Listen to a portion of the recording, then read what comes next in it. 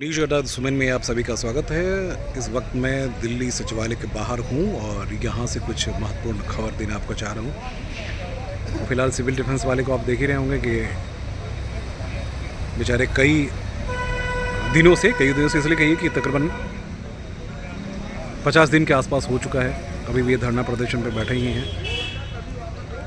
Civil defence के 26,000 कर्मचारियों को निकाल दिया गया। लेकिन अभी जो ब्रेकिंग खबर है वो खबर मैं आपको देना चाहूँगा, खासकर एडहॉक दानिक्स को लेकर जो खबर आ रही है उस खबर की मैं चर्चा करने आया हूँ।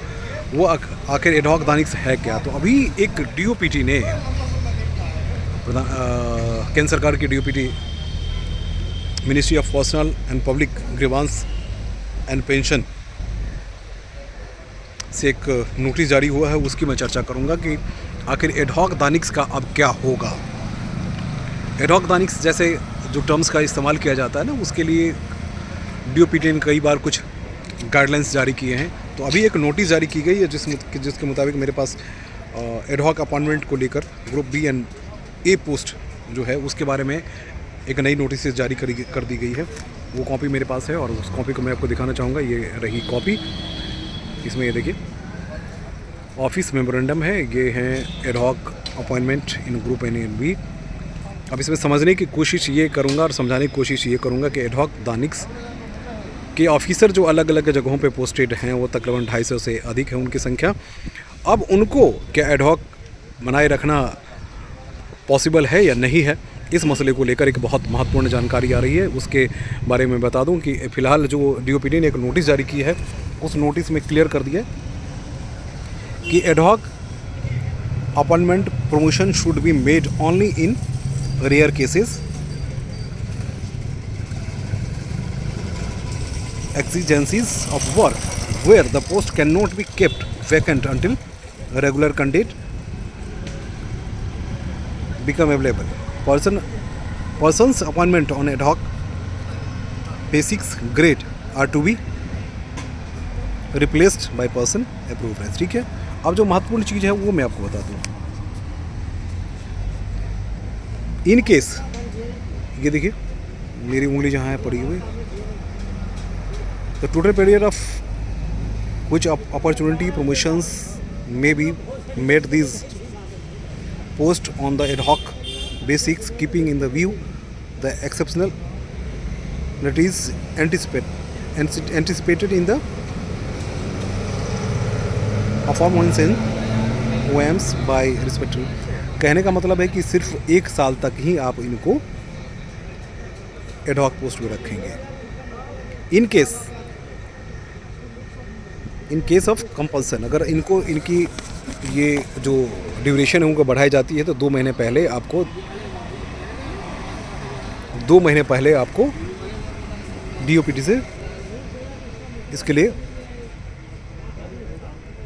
अनुमति लेनी पड़ती है। ये देखिए वो सारी चीज़ें हैं जो उसको मैं दिखाना चाह रहा था, आप देखते रहिए। DOPT has not been in case prior approval of DOPT has not been obtained for extension ad hoc promotion beyond the prescribed initial term, except where DOPT has especially allowed the ministry's department to seek post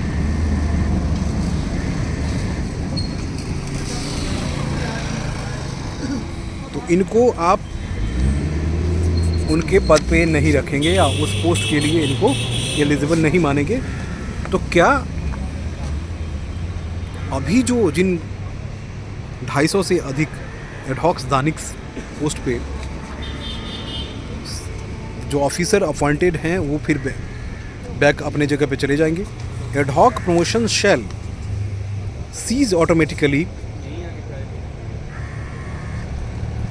on expiry of the initial term extended period approved by DOPT, and that the officers shall stand reverted to their substantive post without the requirement of any specific order for their reversion। जो मैं बताना चाह रहा था कि क्या ये officer अपने पोस्ट से रिवर्शन पे जाएंगे, एसओ बनेंगे। द कंट्रोलर जनरल ये सब तो सीजीए और तमाम सारी चीज़ें जो है, ये देखिए अंडर सेक्रेटरी आर के सिन्हा, उनका साइन है जो ये जारी हुआ है। ये जो जारी हुआ है उसकी मैं बात करता हूँ। इसे 3 बार, अब तक 3 बार जारी किया गया है। और इसमें ये दिखाना मैं चाहता हूँ। ये देखिए, ये पहले सबसे पहले जो है वो 30/3/88 को, फिर दूसरी बार जो है 3/4/2013 को, और तीसरी बार जो है वो 15/12 को ये नोटिस जारी किया गया है। अब कितने संख्या में एडहॉक दानिक्स वाले जो हैं अलग अलग पोस्ट पे हैं, तो उनकी हम चर्चा कर देते हैं।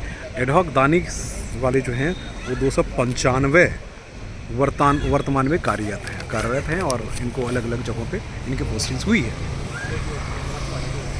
अभी जो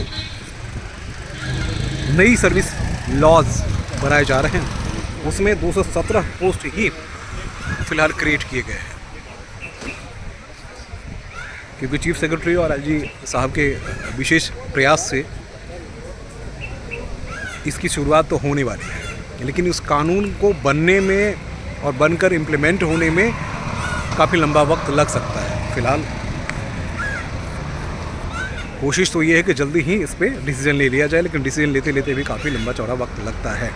अब कहने की ज़रूरत यह है कि क्या 295 में से 217 पोस्ट जो अभी क्रिएटेड है, इतने ही लोग अपने पद पे बने रहेंगे? उसके अलावा जो लगभग 70 के आसपास ऑफिसर्स हैं उन्हें एसओ बनाकर भेज दिया जाएगा उनके डिपार्टमेंट में। वो सेक्शन ऑफिसर के रैंक पे फिर बैक होकर चले जाएंगे। यानी एडहॉक दानिक्स का क्या होगा? अपने सब्सटेंशियल पोस्ट पर फिर वो बैक होंगे? ये सवाल सबसे बड़ा है। देखिए, सबसे बड़ा सवाल ये भी है, और ये जो हैं अलग अलग जगहों पे जमे हुए हैं या बने हुए हैं, उसको लेकर काफ़ी कंट्रोवर्सी हुई है। अब कंट्रोवर्सी सिर्फ इतनी ही नहीं है कि कंट्रोवर्सी सिर्फ हो गई है, अब उसमें काम होने हैं। लेकिन जिस तरीके से काम हो रहे हैं उसमें तो मुझे लगता है कि लंबा चौड़ा इनको वक्त अभी और देना पड़ सकता है। कानून बनाने में और बनाकर उसे इम्प्लीमेंट करने में कई महीनों का वक्त लग जाता है। तो ऐसे में ये 70 ऑफिसर कहाँ जाएंगे? इन 70 ऑफिसर का क्या होगा? क्या सर्विसेज इनको सब्सटेंशियल पोस्ट पे, क्योंकि देखिए ये जो नोटिस है ना वो डीओपीटी का है, और मैं पहले ही क्लियर कर चुका है कि इसमें एडहॉक वाले कोई सिस्टम है ही नहीं। एडहॉक अगर आप उसे इम्प्लीमेंट करते हैं तो एडहॉक के लिए कानून अलग बनाए गए हैं, 1 साल से ज़्यादा नहीं बनाए, लेकिन कई सालों से एडहॉक के नाम पे ही दिल्ली सरकार में सब कुछ होता रहा, और एडहॉक सब कुछ एडहॉक पर ही चलता रहा। दिल्ली सरकार को बहुत बुरी हालत है, इसके पीछे भी एक बड़ी कहानी एडहॉक की ही है। मेरा ये मानना है कि अब जब ये कह दिया कि हर साल 500 पोस्ट क्रिएट किए जाएंगे, तो जब तक इसमें तेज़ी नहीं ला जाती है तब तक इनके लिए मुश्किलें बढ़ती ही मुश्किलें बनी ही रहेगी। उन ऑफिसर्स के लिए जो एक ही पद पे सालों से बने हुए हैं, सेक्शन ऑफिसर बने हुए हैं, जब ज्वाइन किए थे तब से लेकर अब तक, तो उनके लिए भी अच्छी खबर तभी आएगी जब ये सारे कानून जो है सही समय पे इसका इम्प्लीमेंटेशन होगा और सही सारी चीज़ें होगी। तो सिर्फ मैं बताना सिर्फ यही चाह रहा था कि भैया अभी 70 अधिकारी जो हैं उनका क्या होगा। ये जो 217 तो ठीक है बने रहेंगे, लेकिन उसके अलावा जो है उनका क्या होगा। बहरहाल उम्मीद करिए कि जब तक नरेश कुमार और वीके सक्सेना हैं तब तक सारी चीज़ें समय पर होती रहेगी, ऐसा मान के चलिए। लेकिन फ़िलहाल यही कहा जा सकता है कि कहीं इनको इनके पोस्ट से हटाकर इनके पीछे तो सेक्शन ऑफिसर नहीं तो बना जाएगा।